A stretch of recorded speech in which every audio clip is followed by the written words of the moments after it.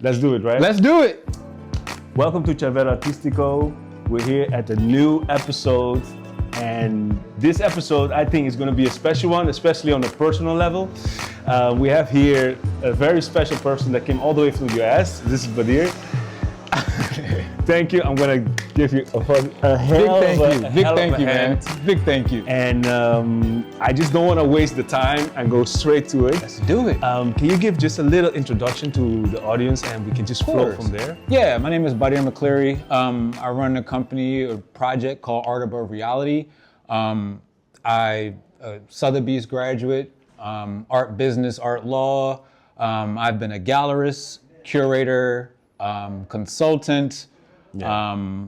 I've helped with managing artists. I've done fairs. I've touched every part of the art world. Exactly. And I love art. It's probably my greatest accomplishment in life, and also probably will be my greatest downfall because, I love art so much that, what you love, you let it kill you. Yeah. So, exactly. you die empty. Yeah. And what brought you into art, like from the initial stage of your life? Like, it's a good question. Growing up in Philadelphia, like I was surrounded by art. We have Philadelphia Museum of Art, the Barnes Foundation. I grew up not too far from there. So the city of Philadelphia is just art everywhere. Yeah. So it's like I was born into this. Fine art, understanding about galleries and things like that. I didn't learn that side of the art world until I moved to Los Angeles.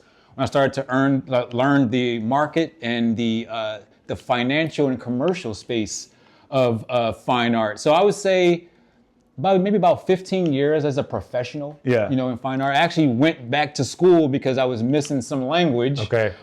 So I thought that was key, because if you're going to be working with artists, you want to be as professional as possible when you're doing people's careers. So exactly. I thought that was a big part of me understanding my role in fine arts. Yeah. And also, I would like to also touch a bit on what you do, because I mean, we met yesterday, and I definitely want to thank the guys from Unmaking Art Studio. Yes. Unmaking Art Studio, guys. This is a family, and the way we just met is definitely to them, Edin and Shine. Big facts. And that was just crazy. I went home, I was like, wow, what just happened? No, really, really cool. And I went back because it was just kind of like these are people we have to meet, and it was like a lot of information. Then I went back home and I just went through a bit of your channel, right? Your YouTube channel. And I was like, this guy is an art Google, like it's just, but not just that, like you just go online, you find information, but you literally take certain pieces that are undiscovered, that is maybe, I think, hard to find, and you just put it out there and you just explain, the journey about, I would say, like maybe black artists who are hidden and lost. I mean, everything. I think with me, I like the discovery of art. Yeah. You know what I mean? Like, even when, we talked yesterday with me doing the walking through Barcelona, like, it's just the discovery. When you're on your feet, I think you have a connection to the land, to the ground, to the people in it. We spend so much time, in Ubers and planes and so much that we never really get to connect with our communities. And artists are where the communities, are. Are where the artists are. And being able to stop in places and just see and discover is a huge part of what I do. Yeah. That's discovering, paintings, that's discovering text, that's discovering history, that's discovering locations. That's what makes art fun. Like being able to find something new, because it always comes with a piece of education. Yeah. Even walking into the Unmaking Art Studio, it came with education. I was prepped with bios, I was prepped with, all the things that I needed to know what was going on. Like even before I came to Barcelona, I found out what museums I wanted to go, what neighborhoods, what things like that. That discovery makes fine art for me. Yeah. It's not always the result. Yeah, no. It's the process. Yeah, 100%. Like if I'm in the studio with you and I see you working, that's just as good to me as seeing your work in an exhibition. Exactly, yeah. You know what I mean? Maybe even more, because I'm actually connecting with you on a deeper level. I'm seeing you go through the process. I'm seeing you fail. I'm seeing you succeed. Yeah. Those things give me a much clearer connection to how you create. And I think 100%. that's amazing. Yeah, you know what I mean? Totally. I totally believe in that part when it comes to the process. And So great. And for instance, like, since I think like you would be such a great asset when it comes to giving new young artists, Thank you. Thank you. I would say some words. Yeah. Let me start by the following, right? And I thought about it today. I was like, okay, which question would I ask him if I just started, I would say painting, whatever, right? Yeah. This is a question that doesn't come from me, but it's more kind of like a general question. Yes, sir. When can I call myself an artist? You can call yourself an artist before you even start painting. Thank you.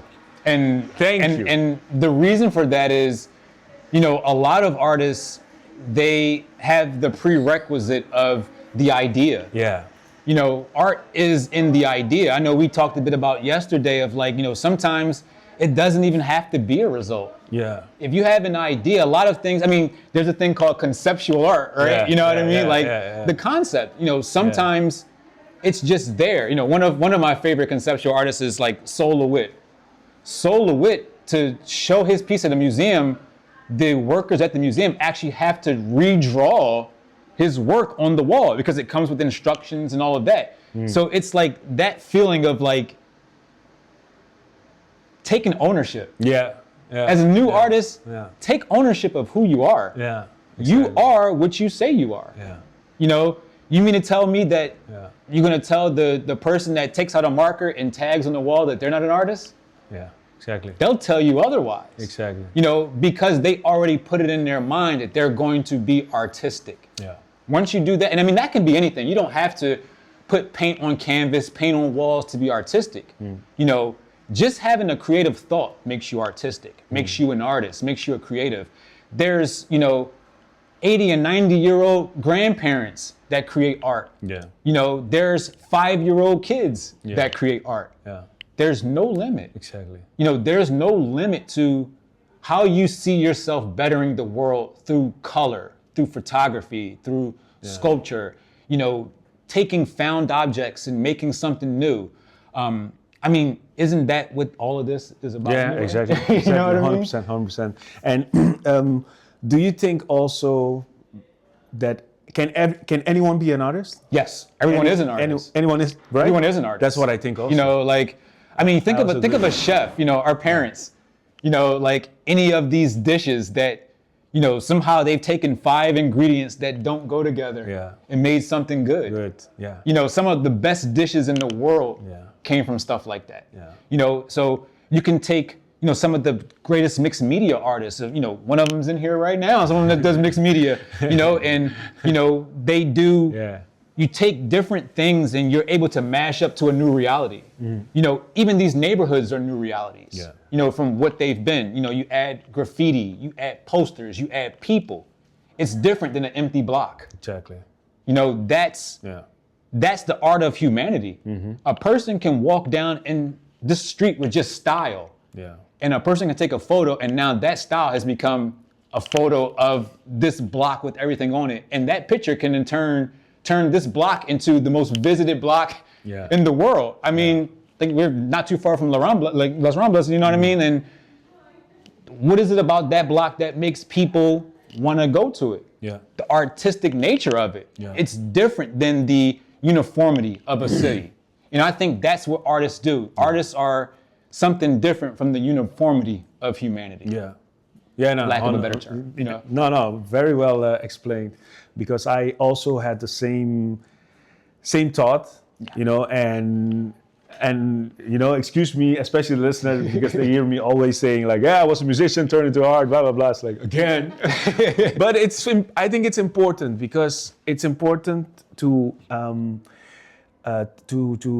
make people understand that it doesn't matter. Like, you know, for me, it was also kind of like a hurdle because I was like, my mind, I was like, no, you're a musician. That's not your thing.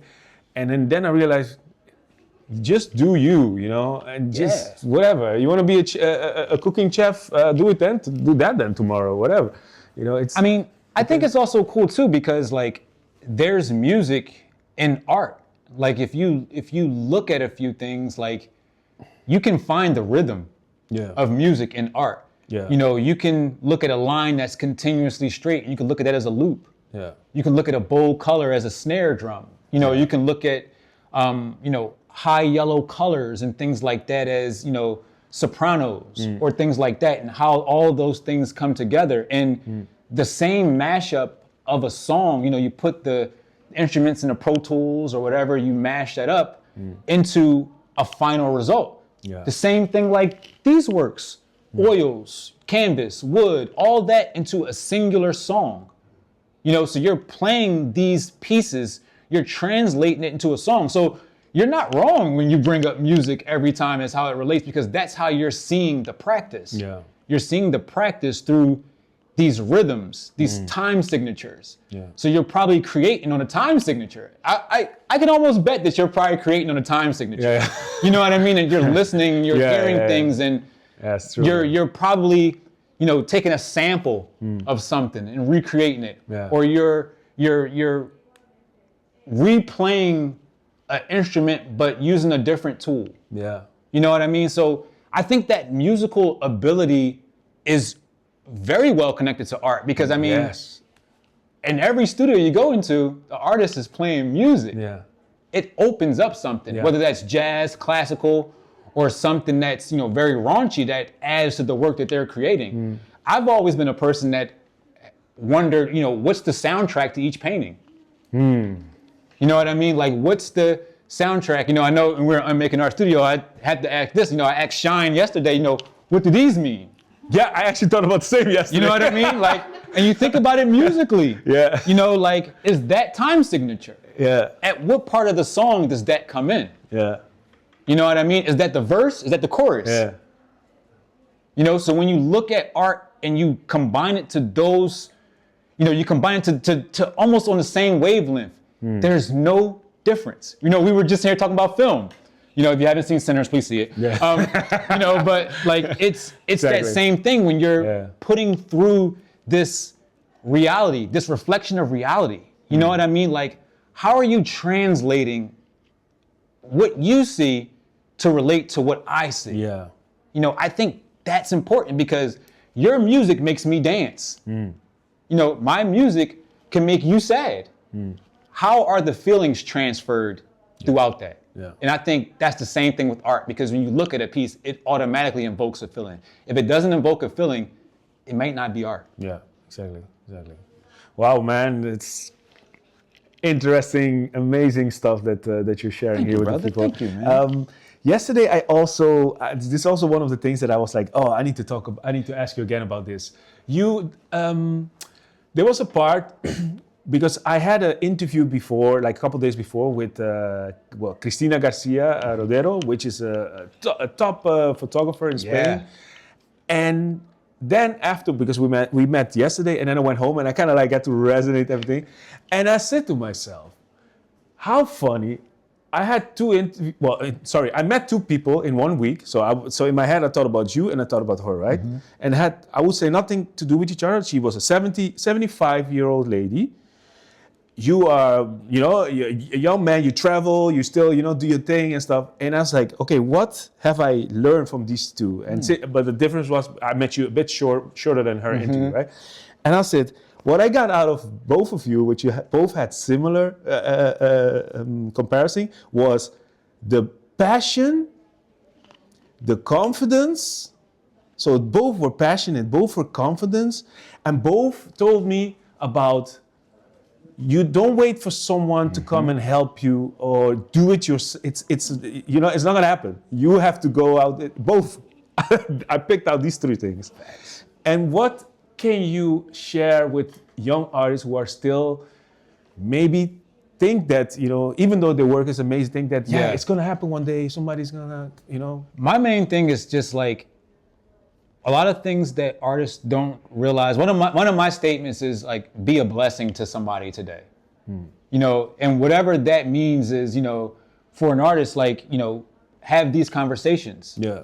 Buy paint, buy a work, talk, you know, like, if you can be a blessing in a certain way, it allows you to translate yourself to your environment. You know, and I think as a creative, being no holds barred, going through, like, there's, even with Christina, I'm pretty sure like she's endured a lot of failure, in trying to align themselves with systems. With me also being in the tech world, I'm very familiar with systems, but I realized in this case, systems don't work for me. I need to just go. I can't have anyone telling me what to do and what not to do. I need to just, I'm my best at just letting me go. Because if you give me parameters, I'll miss the thing that you love about what I do. You know what I mean? If you give an artist parameters, he won't reach or she won't reach that pinnacle that made you like them in the first place. Sometimes the blessing is cut off by the restraint. So artists, especially newer artists, put so much restraint on themselves because they think they need to fit in this box that's going to make them sell. When no one can tell you how another person is going to spend their money. Like, you don't know what a person thinks about your work. The person that you think would buy your work may have truly bought it if you went 5% further, but you stopped to try to fit into this box. Interesting. There are people like me, like all of us that, are interested in art as a practice. Not interested in art as a result. There's results are cool. You get to take the result home. Just like, food, you take the result home. But in some cases, when you eat the food, is it as good as it smells? You know what I mean? Like, sometimes it smells great, but it doesn't taste as good, So for me, it's like that sometimes. Like, I can smell something great. Like, I can see you cooking, and I'm like, man, like, I love that in the studio, but I don't like it in the space. And many artists would say, why? I'm like, because I think your work was better, it lived there. You know what I mean? Like, there's some pieces that live in the space, live in the gallery, live in public, live out there, and they fit there. And there's certain pieces to me that live in the studio. That align with the process. When you go to, I was just at Museo Picasso earlier, even though it drove me nuts, but you'll see large pieces of his next to studies. The studies are always so much better to me because those are trying and fails. He's trying and seeing it. You see the result, big and great, but those tries and fails are so much better because you're seeing like the different perspective of how he's seeing it. And with the new artist, you're getting so much coming at you at once that maybe you should take a piece of each and not focus and just see what works for you. And then at the end result, it could just be what direction you decide to go in. It doesn't have to be you. Picasso, so many artists, they've done so many different things on so many different mediums, but certain people only talk about one or two things, public art, whatever. For artists, you don't have to put yourself in that box just because that's what people are talking about. So I guess to sum all that up, just do what the hell you want to do. Exactly. You know what I mean? Just literally do what you want to do. No one knows what's good until it's good. Exactly. No. Thank you so much. It's important for people out there to hear. For me, the importance of this channel is to share.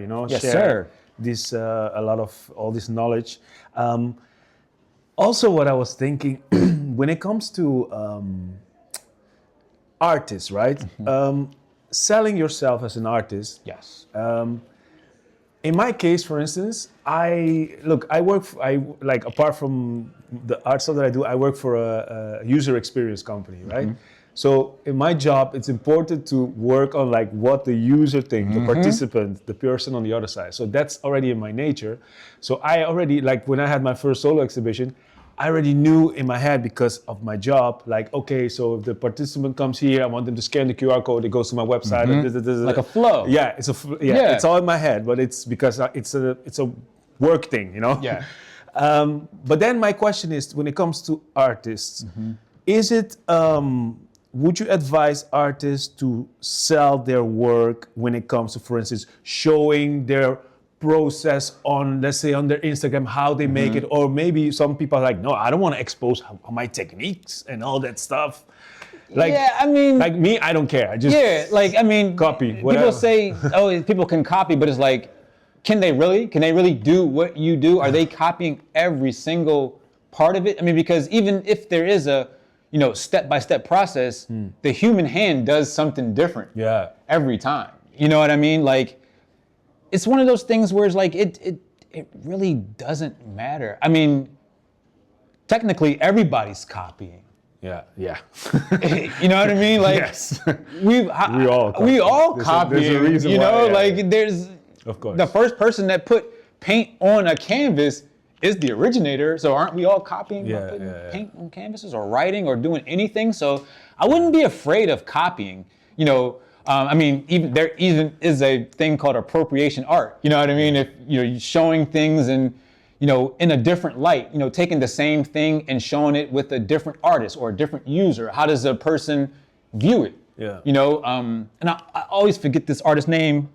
Sherry Levine, I think that's what her name is. But she took the photos of Walker Evans and rephotographed the same photos and put a female's name on them. Just to see how would the public respond to the same images that were done by a female. I think artists should do that. Yeah. One of the things I always advise new artists to is like, write out what your collectors look like. So this is like a marketing technique. So like I've doing in business and tech stuff. So it's like there are these like personas, right? Write down what your collector looks like. Okay, his name is Sean. He's 33. He's from Barcelona. He looks like this. Her name is Shauna. She's 25. She's a new collector. She works this. This is Joy. She's 55. So then when you have these personas, when they walk into space, you already know how to talk to them. You know what they're looking for. You know what budget they have. You can adjust your proposal, your invitation to them, to your work, specifically for them. Yeah. A lot of times we just go in, blindly. Hey, you want to buy my work? Hey, you like this type of stuff? And it's like, you don't know what that person's looking for.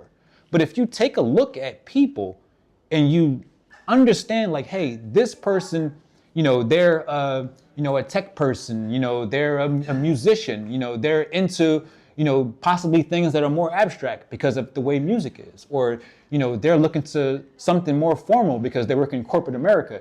You can see these things and test it on these people. Don't be afraid to test things on people. Like, hey, what do you think about this? Not, hey, I'm trying to sell you this. What do you think about it? Like, I don't care if you buy it or not. What do you think about it? Yeah. I'm using you to test my own hypothesis. Yeah.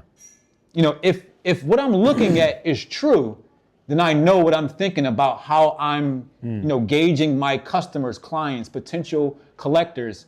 I know I'm going in the right direction.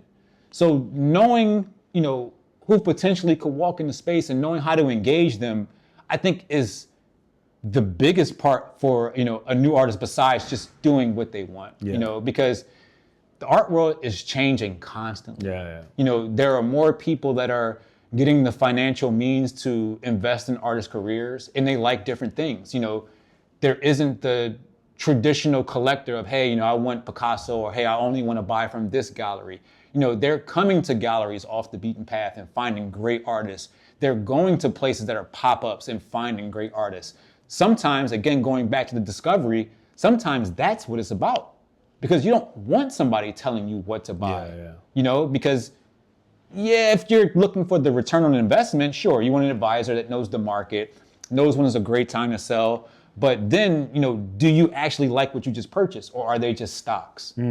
But if you like what you purchase and you're going out and discover, it doesn't matter what the market says about it, because you and your family appreciate having it in your presence. And I think that's the biggest thing that's truly missing, from the art world. I mean, there's a lot of collectors that live like that. I've been to a lot of collectors' homes where they live with the art. Kids touch it. They're doing all types of stuff. And I think that's just the greatest thing ever. But then there's other places that are very sterile. Like, please don't sit on that such and such's couch from this. And you're like, man, why am I here? You know what I mean? Why am I here? And you have to understand that there are people that enjoy art differently and respect it. And as an artist, it can really guide you in how you create, how you sell, and how they'll conserve and protect your work. Yeah. Wow, man, that's such a beautiful story. I mean, I want to wrap it up, but I wish I couldn't because we can always do more. We got Zoom, we got all this type of stuff. We got plenty of time. It was an incredible time, and I really want to thank you for sharing your expertise. Anytime. And also coming from. I'll do a last very quick one. Please, of course.